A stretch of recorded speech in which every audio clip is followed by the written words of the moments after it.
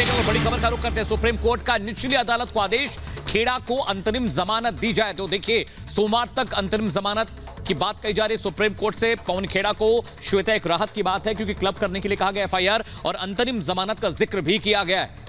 ये बहुत बड़ी खबर इस वक्त आ रही है, क्योंकि सुप्रीम कोर्ट ने पवन खेड़ा को अंतरिम जमानत मिले इस बात का जिक्र कर दिया है। और अनूप, क्या माने जो तर्क रखे गए अभिषेक मनु सिंघवी की तरफ से, उन पर का कोर्ट एक तरह से कन्विंस नजर आ रहा है, क्योंकि अभी जो जानकारी आ रही है उसमें अंतरिम जमानत की बात सामने आ रही है।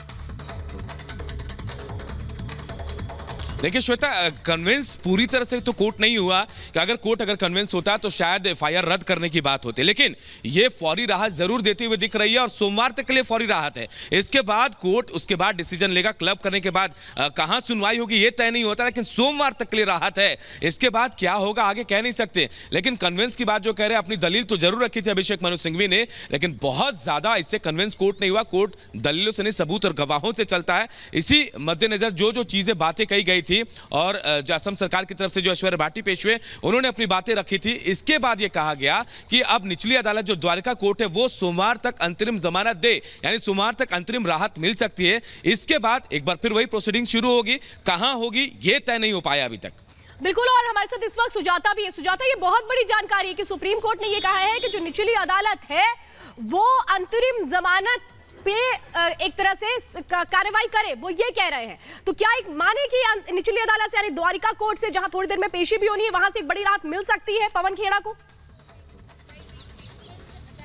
बिल्कुल बिल्कुल, देखिए संकेत मिल चुका है। क्या फैसला यहाँ कोर्ट में होने वाला है वो सुप्रीम कोर्ट ने जो है वो दिशा निर्देश दे दिया है, यानी अंतरिम जमानत देनी है। सुप्रीम कोर्ट का आदेश ही सर्वमान्य होगा, यानी अदालत में अब जब वो आएंगे पवन खेड़ा को लेकर तो उन्हें जाहिर तौर पर वो अंतरिम जमानत मिल जाएगी। और सोमवार तक का समय इसलिए दिया गया है क्योंकि असम और यूपी जहाँ पर ये एफआईआर दर्ज है उनको नोटिस जारी किया गया है। जब भी एफआईआर को क्लब करने की मांग की जाती है तो उन्हें भी बताया जाता है, कोर्ट की तरफ से जो प्रदेश की पुलिस होती है उनसे भी पूछा जाता है। तो यही प्रक्रिया यहाँ भी हो रही है।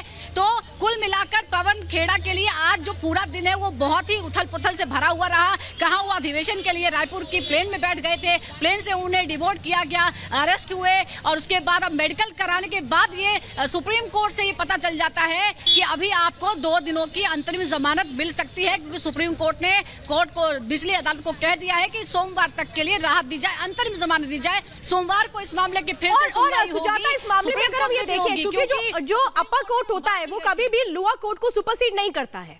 वो कहते हैं कि अगर उसमें मामला चल रहा है तो हम डायरेक्शंस पास कर सकते हैं। तो सुप्रीम कोर्ट ने भी डायरेक्शंस पास कर दिए हैं निचली अदालत यानी द्वारिका कोर्ट को कि आगे उन्हें करना क्या है फिलहाल इस मामले में सोमवार तक के लिए। बिल्कुल बिल्कुल, यही जो सुप्रीम कोर्ट से आदेश आया है वही यहाँ पर होगा, इसके अलावा यहाँ कुछ नहीं हो सकता है। तो कुल मिलाकर हमें ये औपचारिकता तो पूरी करनी होगी, लेकिन राहत सोमवार तक के लिए पवन खेड़ा को जाहिर तौर पर मिल गई है। उसके बाद सोमवार को फिर से कोर्ट में सुनवाई होगी सुप्रीम कोर्ट में और फिर ये तय होगा कि क्या फैसला लिया जाता है, कहाँ क्लब किए जाती है, क्या एफआईआर जो असम में दर्ज की गई है वहीं पर इस मामले की प्रोसीडिंग्स होगी या फिर यूपी में होगी, इस बात पर नजर रखनी होगी। इसके अलावा ये भी अपील की गई थी कि जो एफआईआर हैं दरअसल वो वैलिड नहीं है, उन्हें खारिज कर देना चाहिए। फिर एक बार आरोप लगाए गए कोर्ट की तरफ से और मांग की गई अभिषेक मनु सिंघवी की तरफ से कि जितने भी एफआईआर हैं उन्हें रद्द कर दिया जाए। अभी उस पर फैसला नहीं हुआ है, सोमवार को देखना होगा। ठीक है सुजाता, अनूप का रुख करते हैं। अनूप, ये समझा जाए मोटा मोटा कि मंगलवार तक पवन खेड़ा की गिरफ्तारी पर रोक लग गई है, तीनों एफआईआर क्लब कर दिए गए हैं, यानी बहुत बड़ी राहत है। जिस तरह की दलीलें अभिषेक मनु सिंघवी ने जज साहब के सामने कोर्ट पे रखी, उसको कहीं ना कहीं सुना गया है, समझा गया है। बिल्कुल, देखिए फौरी राहत तो है और मैं एक बार फिर करेक्ट कर दूं, सोमवार तक नहीं मंगलवार तक जमानत जो है उसे रखा गया है। जमानत मंगलवार तक जारी रहेगा, सुप्रीम कोर्ट ने साफ कर दिया और अगली सुनवाई भी सुप्रीम कोर्ट में सोमवार को होगी। उसके बाद उस दिन शायद साफ हो जाए कि किस स्टेट में इसे क्लब करके रखा गया है, उसके बाद सुनवाई होगी। और सबसे बड़ी बात कि उसके बाद सुनवाई के लिए अगर राहत चाहिए होगा पवन खेड़ा को तो वो हाईकोर्ट जा सकते हैं, हाईकोर्ट का रुख कर सकते हैं। लेकिन फिलहाल बहुत बड़ी फौरी राहत है, मंगलवार तक के लिए जमानत के लिए निचली अदालत को कह दिया है सुप्रीम कोर्ट ने, यानी द्वारिका कोर्ट को, और अब मंगलवार तक उनको राहत मिलेगी। सोमवार को जब सुप्रीम कोर्ट पे इस पर सुनवाई होगी तब यह साफ हो पाएगा कि आखिर कहां ये मामला गया है, किस स्टेट में गया है, वहां फिर सुनवाई शुरू होगी। अमित, बिल्कुल, ये बड़ी जानकारी इस वक्त अनूप आप बता रहे, 4 दिन की ये फौरी राहत फिलहाल मिली है। सुप्रीम कोर्ट ने कहा है निचली अदालत इस मामले में अंतरिम जमानत की जो कार्रवाई है वो करे, लेकिन सवाल तो यही है कि 4 दिन बाद क्या, क्योंकि इस मामले में एक और भी बात हम देखें तो चेतावनी भी दी गई है सुप्रीम कोर्ट की तरफ से पवन खेड़ा को सुनवाई के दौरान। बिल्कुल, देखिए चेतावनी तो दी गई है क्योंकि जो बयान आया था उसे आपने भी देखा, हमने भी देखा, देश के प्रधानमंत्री हैं नरेंद्र मोदी, और अगर जो बयान उन्होंने दिया तो और मुस्कुरा कर बयान दिया था तो कहीं ना कहीं समझा जा सकता था कि आखिर वो क्या तंज कसने की कोशिश कर रहे थे, क्या कहने की कोशिश कर रहे थे। इस पर भी मामला गंभीर है, लोग इसे गंभीरता से लेते, और यही वजह है कि 1, 2 नहीं 3 FIR दर्ज होते हैं। वाराणसी में, लखनऊ में, असम में FIR दर्ज होते हैं। उसके बाद पवन खेड़ा की गिरफ्तारी आज होती है। लेकिन देखिए फौरी राहत इसलिए दी गई है क्योंकि अभिषेक मनु सिंघवी ने दलील दी कि ये मिस्टेक हो गया, गलती हो गई, कंफ्यूजन हो गया था।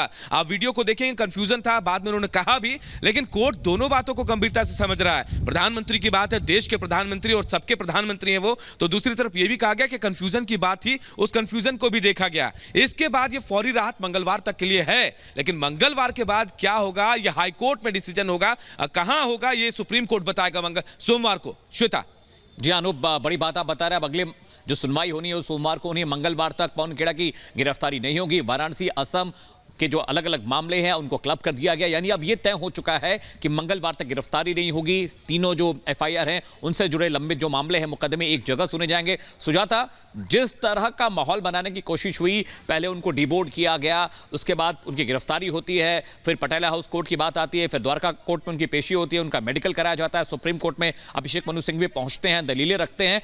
तो जिस तरह का दबाव बनाने की कोशिश थी उससे पवन खेड़ा बाहर आते दिखाई दे रहे हैं।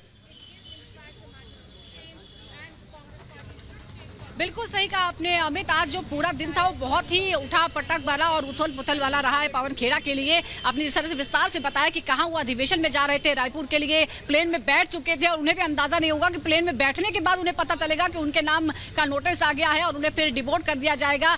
वहाँ आप सोचिए कि जहाँ पर प्लेन पार्क था वहाँ पर धरने पर बैठ गए थे जो तमाम कांग्रेस के नेता थे, क्योंकि कल से अधिवेशन में जाना था और ये कहा जा रहा था कि जानबूझ के ऐसा किया जा रहा है। लेकिन बड़ा सवाल ये है कि जब इस तरह की बात आप कहते हैं एक पब्लिक फिगर होने के नाते, एक नेता होने के नाते, तो अब जब भी कोई बयान दे तो आपको अपनी जिम्मेदारी का एहसास होना चाहिए। और अगर आपके गलती से कोई बात आपके मुंह से गलत से निकल जाए तो आप इस तरह से उस पर क्षमा मांगिए, इस तरह की माफी मांगिए जो लगे कि आप वाकई शर्मिंदा हैं कि आपसे गलती हुई है। ऐसा नहीं कि आप उसमें भी मजाक उड़ाकर बचने का रास्ता ढूंढिए। यही हुआ है, यही तर्क दिया गया है। एक तरफ जहां कांग्रेस की तरफ से अभिषेक मनु सिंघवी ने पवन खेड़ा की तरफ से ये कहा कि ये जो धाराएं लगाई गई है बहुत कड़ी है, क्योंकि 120B की धारा यानी